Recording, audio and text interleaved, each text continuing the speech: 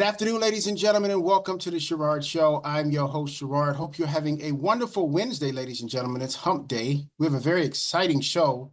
We have boxing royalty in the house. We have a gentleman who had an illustrious career as a fighter, incredible amateur career, as well as professional career. He's going to be talking about boxing and the business of boxing, as well as his thoughts on it. We have the legendary Mr. Anthony Peterson on the Sherrard Show. But before we get to Anthony, the Sherrard Show is brought to you by the Pure Essence Television Network, where we have some of the greatest episodes now trending, from Michael Spinks to Jay Leno to the Temptations to the Supremes and so many more. Just check out Pure Essence Television right there on your monitor, and you can see the greatest episodes of your life. It's also brought to you by iHeartRadio. So if you missed this broadcast on television, you can also listen to it on iHeartRadio. Well, ladies and gentlemen, I am going globally and honoring the boxers who've touched my life, from Michael Spinks to Tim Witherspoon to Larry Holmes to Austin Trout. And now we have another gentleman who's an illustrious boxer. He's a younger brother of Lamont Peterson, and he's made his own path in boxing as well. First time on the Sherrard Show, looking like Method Man himself, Mr. Anthony Peterson. Welcome to the Sherrard Show. How are you, sir? I'm great. You looking like Donnie Simpson. Anthony, welcome to the show. It's exciting to have you on. You know, I'm a big fan of your career, but I want to talk about, how did you get started in boxing? Because everybody has a different story of how when they first picked up the gloves to be a boxer.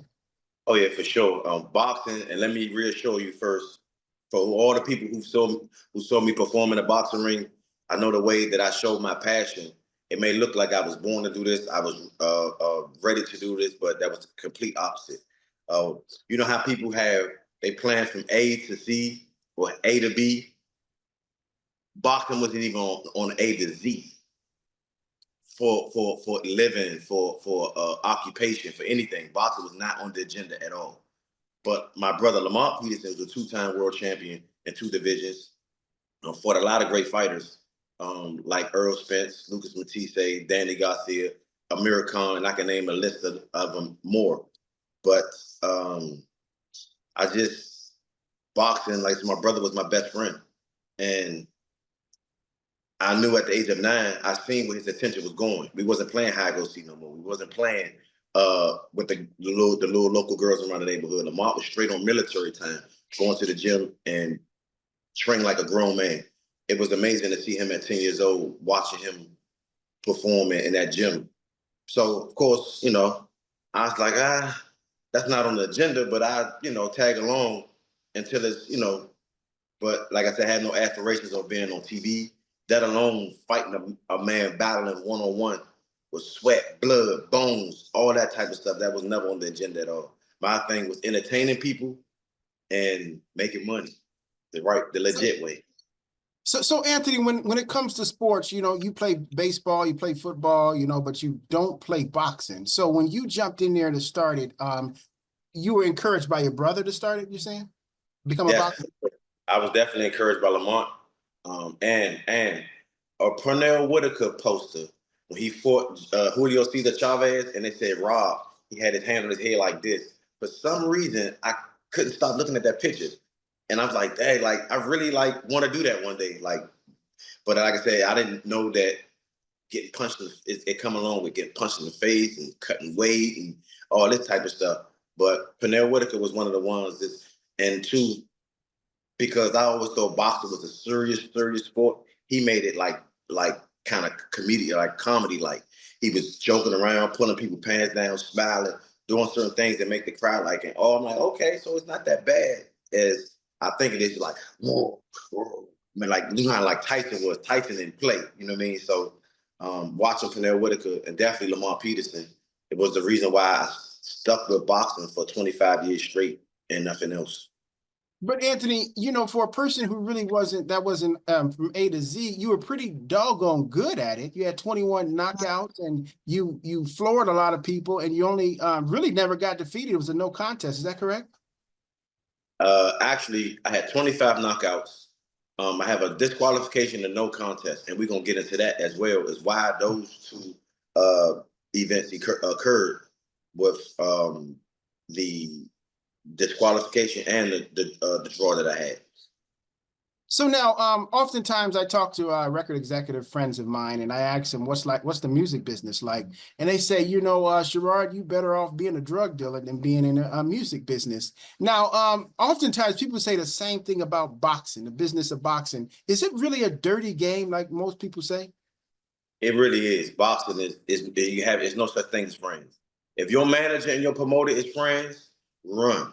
If your advisor and whoever that's supposed to be taking you to the place you need to go to, get rid of them because they all orchestrating plan against you. Because at the end of the day, you're the one that's going to be left out. You're going to be the one that's not going to be able to eat. And not only that, the sad thing that's about this whole situation not only will you not be able to box again and do the things you need to do, but your health. All 9 of your senses is sacrificed. And there's gonna be no Christmas cards. There's gonna be no buddy, buddy, buddy. How you doing? How the kids doing? Once you're done in boxing, you're done. And that's just the grim reality of it. If you think I'm not, just look at statistics show. I'm about to put a video out in like 2 weeks from now. I remember when Earl Spence fought Mikey Garcia in Texas, March 16th, on my birthday in 2019. I remember the dressing room was full of celebrities, full of stars, full of everybody. Now fast forward to when he lost to Terrence Crawford. Look who was in his dressing room, just his family, his immediate family, his loved ones. And you can see how they really was with Earl, but everything and everybody else vanished. And that I'm highlighting that not to diss Earl or not gonna show no highlights of the fight. I just want to show you the before and after of the grim reality of how this thing really goes. So I just want these fighters don't get caught up in the fairy tale like, these managers and these promoters, they love me. No. They love what you can do, not who you are. You know what I mean? So don't never get that twisted. So the videos I'm gonna be putting out, like I said, no diss to Earl. I got mad respect and mad love for Earl Spence's whole posse. His sister, his mother, his father, everybody. Everybody's genuinely dope. But this is an example I'm gonna use to like when you up, you up. And when you down, you down. So don't never get it twisted with all these parades and parties and stuff when you win it. There's no in a blink of an eye. It can be all gone. And nobody's gonna feel sorry that they're not in your corner when you lose. That's the thing about it. But it is what it is. It's interesting. Back in Don King's days when he was promoting and being a boxer promoter, there were stories about he would come in with one fighter, his fighter lose, he would step over him knocked out and go to the new fighter to offer him a contract. Has things changed since then in the 70s like that, or is it still about the same way, just not as I guess dramatic? Yeah, it's not as dramatic and it's not as they don't show it as much, and they kind of found a way to sweep it under the rug a little bit more. You know what I mean? It's like they made up a different way to be that way because like now if you see from back in the 70s, like you just mentioned, even through the 80s, the 90s era came in, all boxing promoters was keeping everything in house. So if we fight in house, I can keep my belt. So there's no need if Bob Arum got a fighter, he fighting Don King. It's a big chance that this belt is going to be diminished or gone from this posse. So now if I keep my fighters in and let them fight each other, it's a win-win situation. So all promoters picked up on this, and that's when boxing took like a downslide where nobody wanted to fight each other. And it wasn't even the fighters who didn't want to fight each other, it was the promoters who didn't want to promote and co-promote with each other. And it took Pacquiao and Floyd to kind of like knock that down a little bit when they co-promoted with Top Rank and Mayweather Promotions. I think and Golden Boy was in party with that, if I'm not mistaken. So I feel like that was the bridge that closed that gap. Because I actually feel like that's smart on a business part for them. You know what I mean? Not for the fans or the fighters, but for promoters. Like, dang, there's no way for me. I'm not risking my money and my networks and my commercials and stuff like that off of it. Especially if I got a marquee fighter that's charming, handsome, good looking, and he might not even be all that good in the ring, but he's advertising. I can promote him. I need to protect him. You know what I mean? So I'm keeping him in house. So if he lose, the person that beat him, now he the man. And who's controlling the man who beat the man who beat the man? I am. So when they do that, I guess they give up power and position, whereas though I'm not going against the promoter no more. Like I said, you remember that when boxing, everybody was complaining, the common crowd, the boxing crowd, even the basketball, NBA, everybody was calling from different directions saying, "Oh, boxing took us a downfall." It ain't like the '80s with Ray Leonard and Hearns and Duran and Hagler, even Roberto Benitez. All them guys was fighting each other, daily. You know what I mean? So that's how I feel on that. So Anthony, when you look at like the Muhammad Ali era, for example, Muhammad Ali was a picture perfect image of what a boxer should look like, and fight and all this. But he walked away from the game punch drunk. He couldn't even toward the end of his life, he couldn't even talk. And so many things.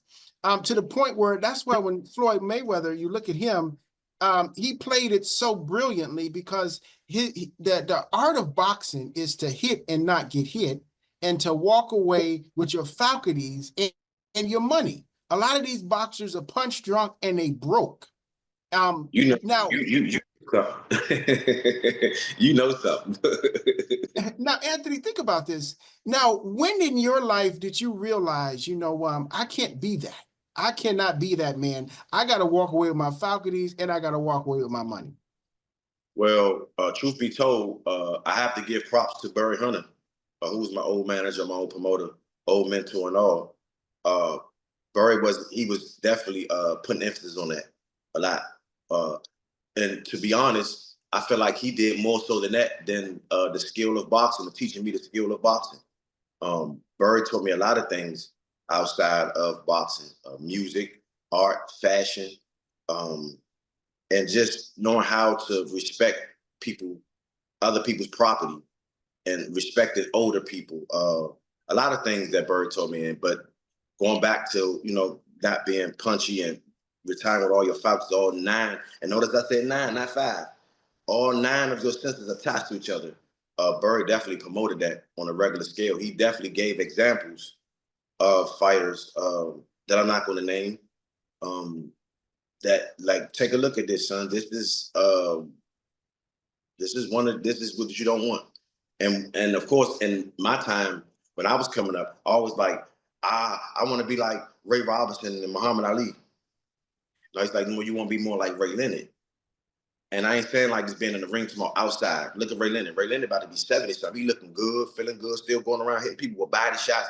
He having like a kid like joy when he get in the spotlight. Still got all his teeth, his fight, like he looks very great. You don't want to be like a Joe Louis. You don't want to be like a Sugar Ray Robinson who died in his apartment, broke, that stated, I am the greatest fighter in the world. That's it. You want to be like a Floyd Mayweather, Andre Ward. You know what I mean? Retire with all of your senses attached to each other. You got your money. And a lot of these fighters, these things happen because it's not a national organization. There's no academics required to turn pro. As a boxing professional, you can be in jail from age 18 to 39 for any convicted felon, whatever, a bank robbery, a pedophile, a killer, whatever. You can come out the next day and sign up, and as long as you pass your physicals. And some commissioners you don't even let you pass the test to see if you got all your faculties attached to each other, all your motor skills running. They'll let you fight down Mississippi, Oklahoma, down in the low budget, Alabama, up north.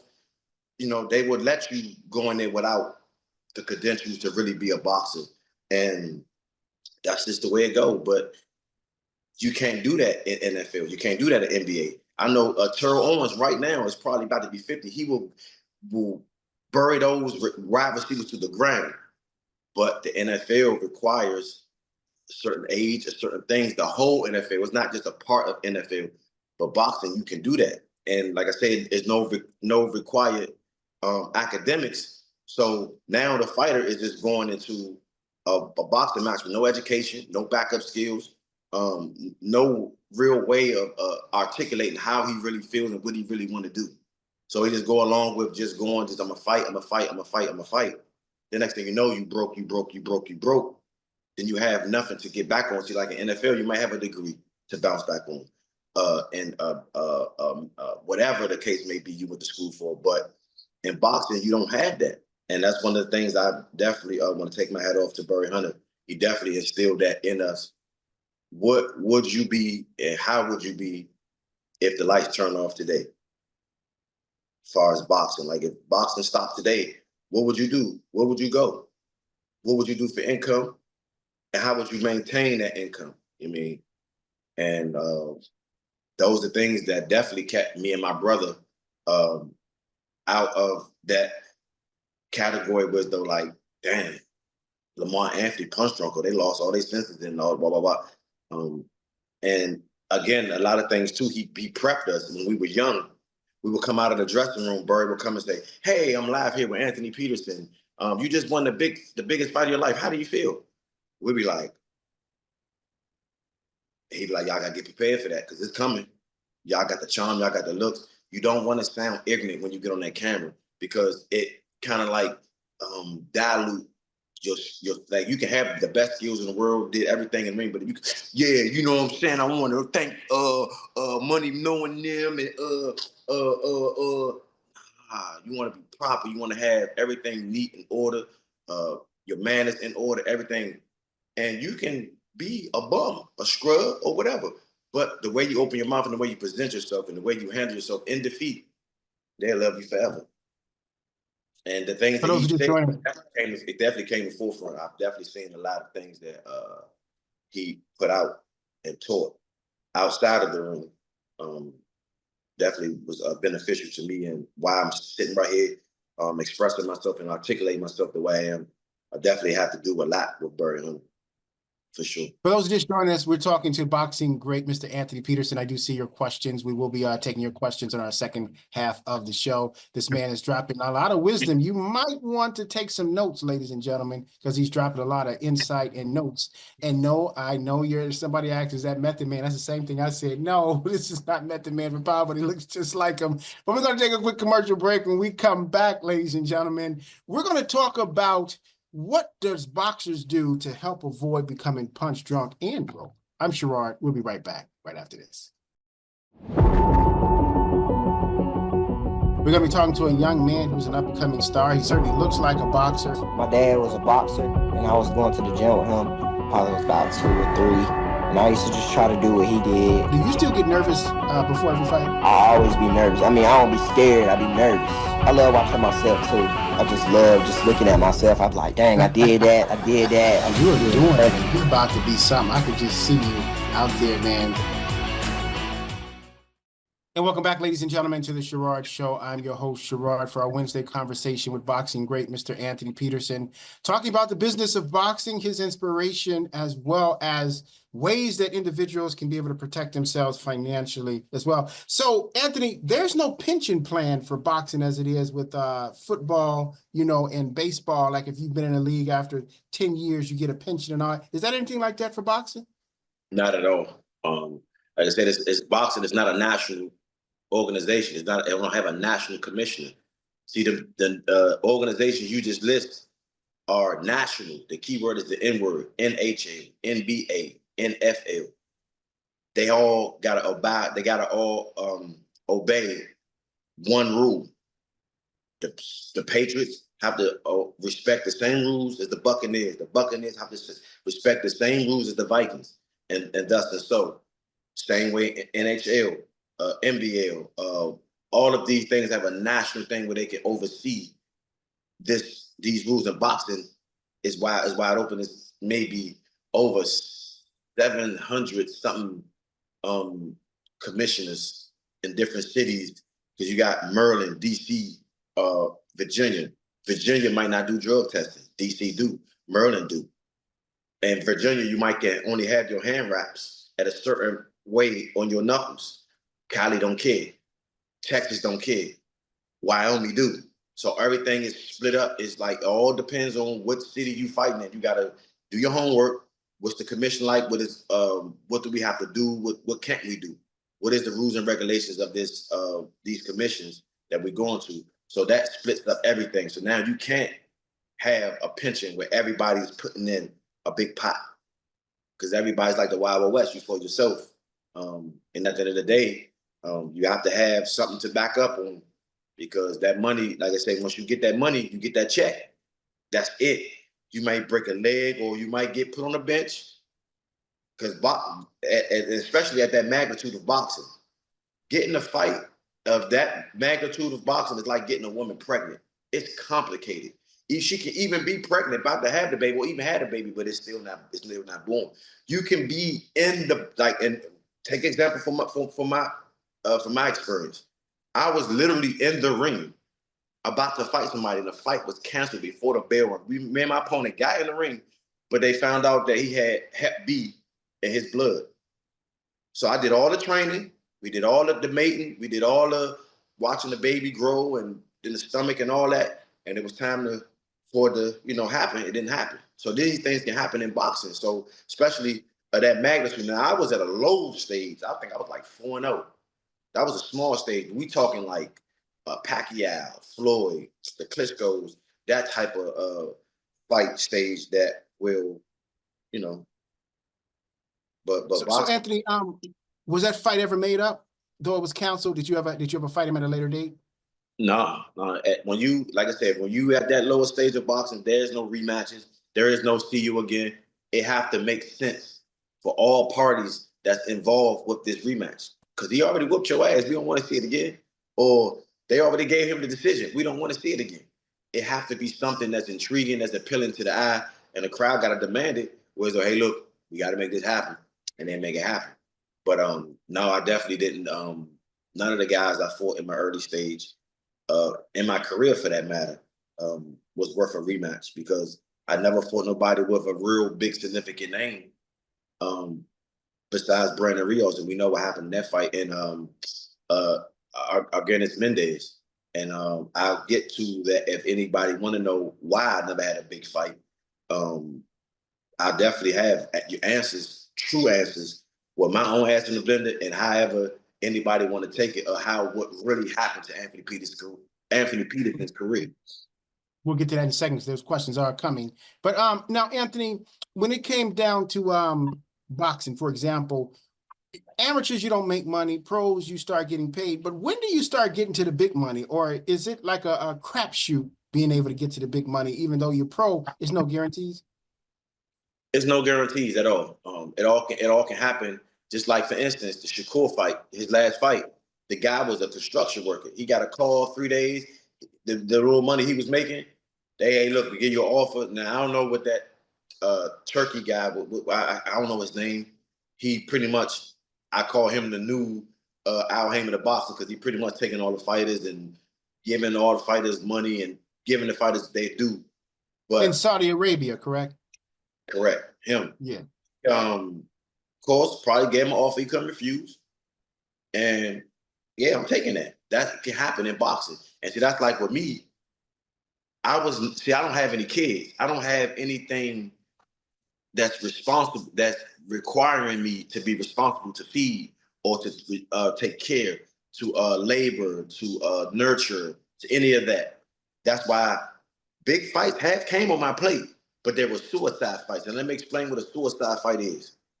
A suicide fight is a fight they come to you 3-4 weeks notice. Now, I know everybody's, well, if you train around the clock all the time, if you stay in shape, you ain't got to get in shape.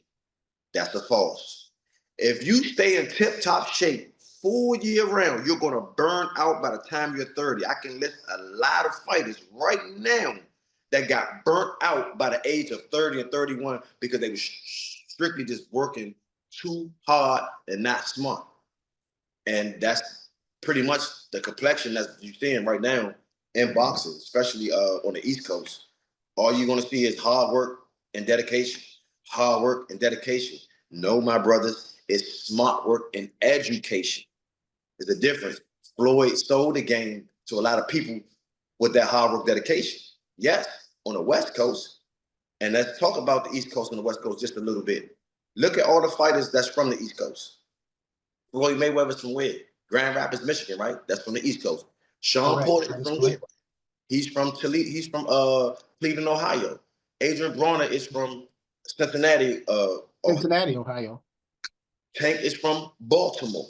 All of these fighters are from the East Coast, and I can name a lot more, but these are my favorite guys that I like to talk about because I got personal relationships with them and everything. But look what they did, and look what happened to their career. Where did they go? They went to the West Coast, where the technology is better, the weather is better, the gyms are better, everything is better. If you're trying to reach that full pay-per-view, star-studded, star, you're not gonna be able to do that on the East Coast. Now let's talk about the fighters that stayed here. Lamont Peterson, Danny Garcia, Tony Hurst, Anthony Peterson, a lot of names that I can list that stayed in their city and tried to dominate in their city. It just don't work that way because you don't have the technology and the things that's required to give yourself a fair share, a fair shape when that bell ring. Your health have to be top notch, and your chemistry have to be top notch when it comes to your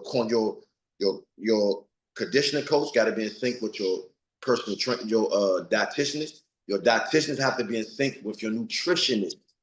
Dietitianist and nutrition are two different sources of body work. And it's like the body, the liver, the heart. Everybody got their role that they play. You're not going to see the heart trying to do what the liver do, and the liver not going to do what the pancreas and all that stuff try to do. Everybody have their part. That's exactly how I watched Devin Haney when he got ready for JoJo Diaz. They was working like a system. Everything revolved around Devin. Whatever Devin need, whatever Devin want, that's how it got to happen. It can't be a facility of all top-notch fighters just putting them in there, just letting them just beat the hell out of each other, or just letting them just leave them unattended and just beat the bag or just do things that you don't see. So then when it comes fight time, you barking out orders and trying to get things to go the things that you trying to get things to go the way that you feel like it should go, but you ain't put in the work for this thing to go the way you need it to go. And that's where a lot of trainers fall victim to letting their fighters be unattended, putting all their fighters in one bowl. That strategy does not work. And I have proof and evidence and facts on all of these things of why it don't work. And that's just the thing of it. But like I say, if any fighter out there trying to make something out of this stuff and maximize their career to the full, if you on the West Coast, stay there. If you think I'm lying, forget what I'm saying. Go do your history. On all big fights, you never seen a fighter yell out, "Oh man, I'm going back to North Dakota for training camp," or "I'm going to Oregon for training camp," or "I'm going to Boston for training camp." It's always Big Bear, Colorado, or even maybe down Florida for the Heat and California.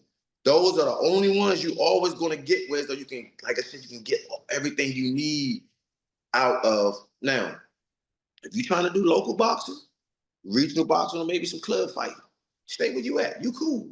You good.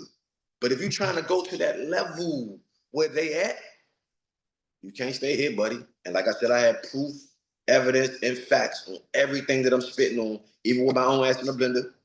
I got plenty of fighters that's walking around right now in DC that's undefeated, but couldn't cross that bridge because there was no bridge to cross. You know what I mean? Like even Kevin Durant, where is he from? We're gonna take a step out of boxing, going to NBA just for 13 seconds. Kevin Durant is from Maryland. He was in Oklahoma. Where did he go to get them rings? He fled Golden State. Yes, indeed. He fled over there. Now he got his 2 rings. To me, it's obvious at this point. But like I said, a lot of people are stuck in their ways. A lot of trainers are stuck in their ways with the 70s and the 80s and the 90s. That shit is over. Let it go. It's not going to help no fighter in today's time to win a real championship bout. You're only going to diminish them because you're going to be in their way. They're trying to go up. You're still going back declining to what they used to do back in the day. That's like somebody trying to go back to using pages and cell phones. That is insane to me. Where me and you right now, we are talking. I see you, you see me, we are virtually talking. To take this back in 1996, me and you doing this right now, the world will lose their goddamn mind. Like, how did y'all do that? Woo, woo, wah, wah, wah, wah. Yes, we are working on a different platform. everything evolved. Somebody got smart. Somebody told this person. The news got out. This person told this person. That person told that person. And it got out. Everybody got smart. And here we go. But if you Well, trying to Anthony, go back to cell phones and to pay phones and stuff, that's detriment to your career and your fighters for sure. you remember those days when you were trying to find a payphone when your pager went off to go ahead and call a young lady, and all these phones were always messed up or gone or each a quarter. I'm digressing, but you just raised the point in terms of that. Well, now, Anthony, before we get to our questions from the audience, back in the 40s, 50s, 60s, and even part of the 70s, the mafia ran a boxing game. And oftentimes boxers were told to take a dive in order for the champ to look good and XYZ and all that.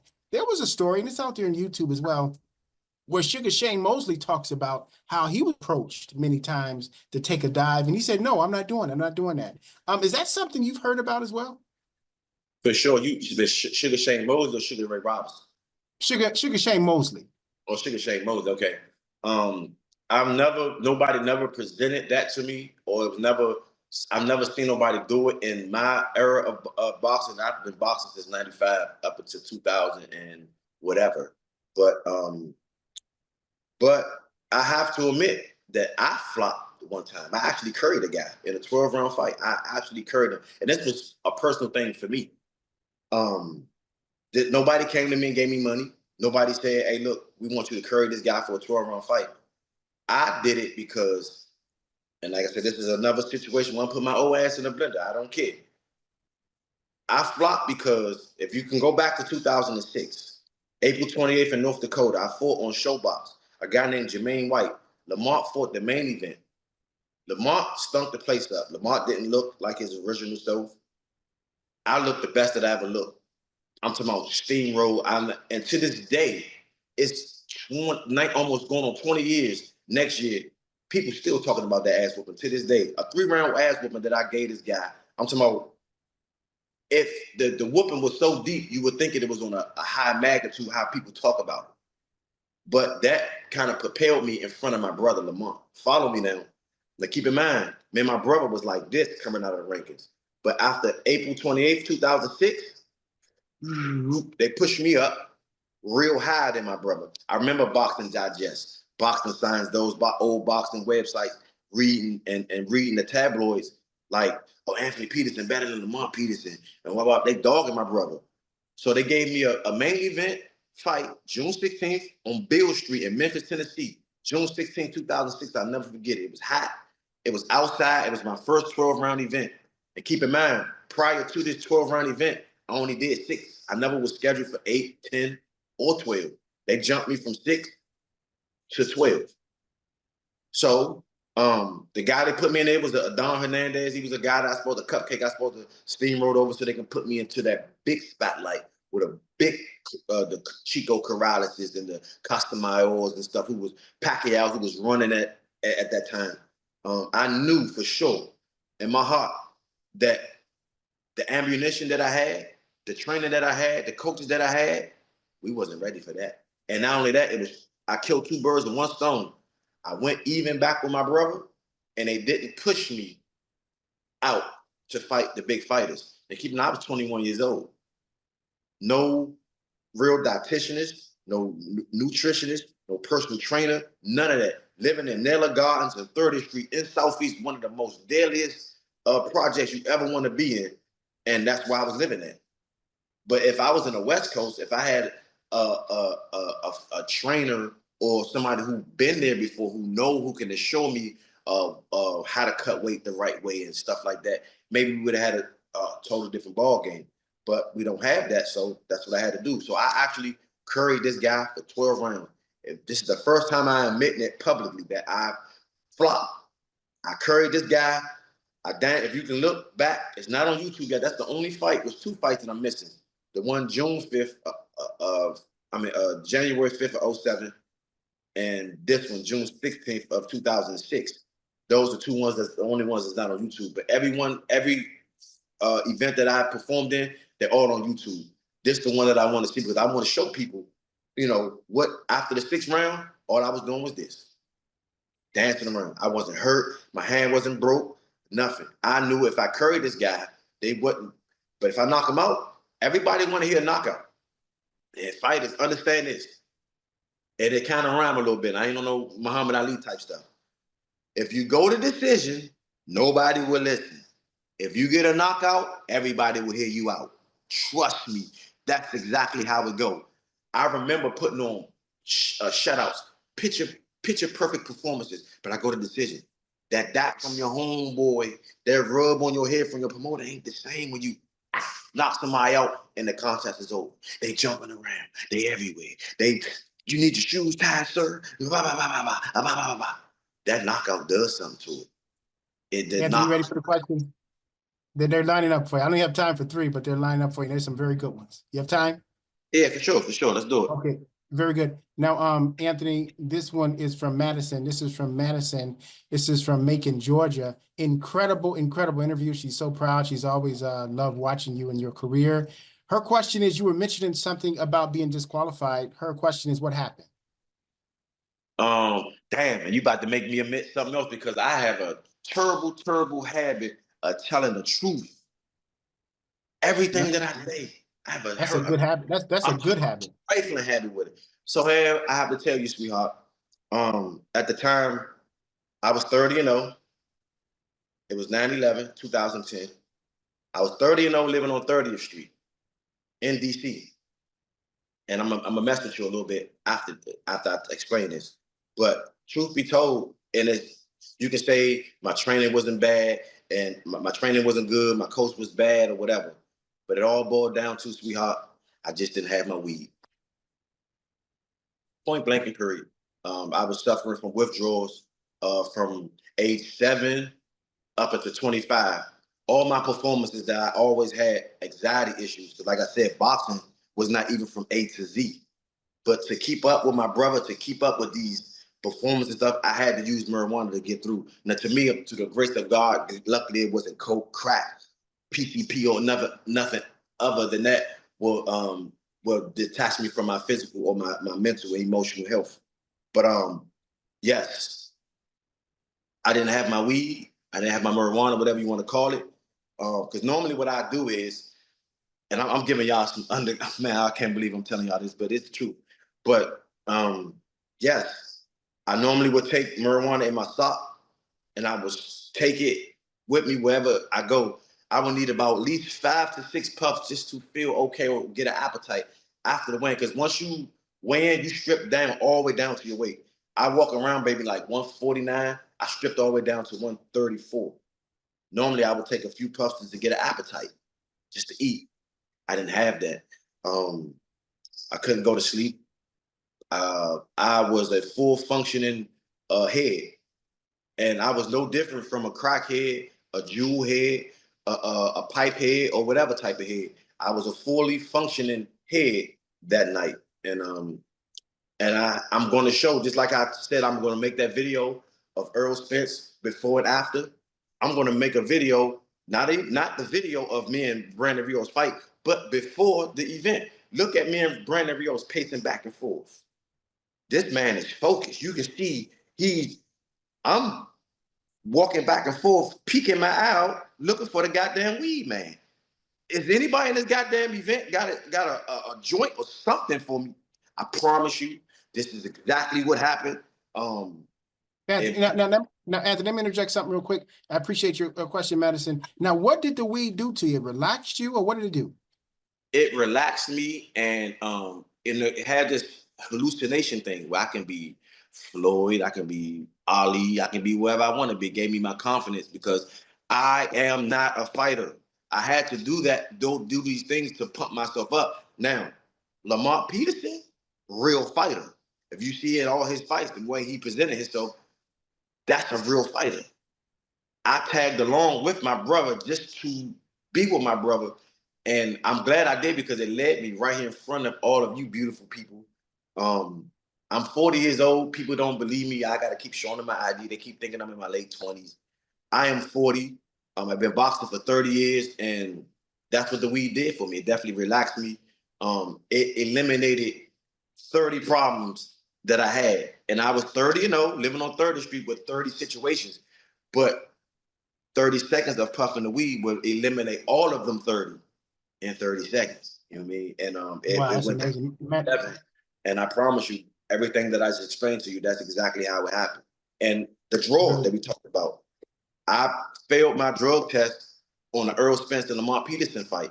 So now they was on me. So I couldn't really do the things I needed to do because they was doing random tests and all that. My gym was doing random tests. So I couldn't really. Those 8 days that I had to go without smoking weed was like the worst time in my life. I had nightmares. It was horrible. You know what I mean? I had to go in the ring and box somebody with my finances and my emotional and my mental level as low as it possibly was ever in the event. I'm surprised he didn't knock me out. So coming out with that draw was a victory for me. That's facts. Appreciate that. Now, let's appreciate it, Madison. Appreciate your answer, Anthony. We'll have time for one more. We're quickly running out of time. But this one is from Dalvin. This is from Dalvin. He is from Boston, Massachusetts. He said, wow, there's never been a boxer in the Sherrod Show that has divulged so much information and wisdom. We really appreciate that in you, Anthony. His question is, in all your years of boxing, when you were pro, did you make the real money? Yes, down the stretch, Al Heyman definitely gave us our due. A lot of times I was shortchanged, and I fought a 12-round fight January 5th of 2007, the toughest fight of my life, for $5,000. And then fast forward to my career, October 17th of 2015, I fought for $120,000, and I wiped them out in 30 seconds. That's how that goes. You know what I mean? So That's yeah. amazing. Yeah, we appreciate that, Dalvin. Now, we're almost out of time. Now, where can people reach out to you to be able to answer more of these litany of questions that are coming up, Anthony? Anthony Peterson, you can follow me on Instagram, Peterson Anthony 08. You can inbox me. You can follow me on Facebook, Anthony Peterson. And yeah, I have no lying in me. So if you want to know the truth about a lot of things, and I'm connected to a lot of things as far as Tank, Adrian Bronner, Burry. I know everything as far as how this thing works. And this is the warm up right now. Like I said, I'm coming out. APTV is coming, and we here. Anthony, we got to do a part 2. We run out of time, but we got to do a part 2. Are you up for a part 2? Whenever you're ready, just let me know. I'm available. I appreciate that. This man is really doing some great things. Anthony, do you have any less than 30 seconds? Do you have any final words? Stay true to yourself. Leave people alone. Life will be so simple if you just leave people alone. You will live a long time. Keep God first. Drink a lot of water, and that's easy. That's Anthony Peterson. We thank you so much for him stopping by the Sherrod Show. Make sure this man got to put this in a book or a movie. And I know I see your thing. When is he going to be back in power? This is not Method Man. This is the 5th time they think you're Method Man. They said, when are you going to be back on power? But we really appreciate him stopping by the Sherrod Show. I might be on power next time. You know what I'm saying? Method Man, baby. Let's do it. Really appreciate that. Stay tuned on our next episode of the Sherrod Show, where we have the legendary Mr. Tim Witherspoon on the Sherrod Show, as well as Holly Berry stopping by. You don't want to miss it. Make sure you subscribe to the Pure Essence Television Network on YouTube, as well as download the app. For Anthony Peterson and all those who are watching, always remember, ladies and gentlemen, the best way to get back on your feet is to miss 3 car payments. I'm Sherrod. See you next time.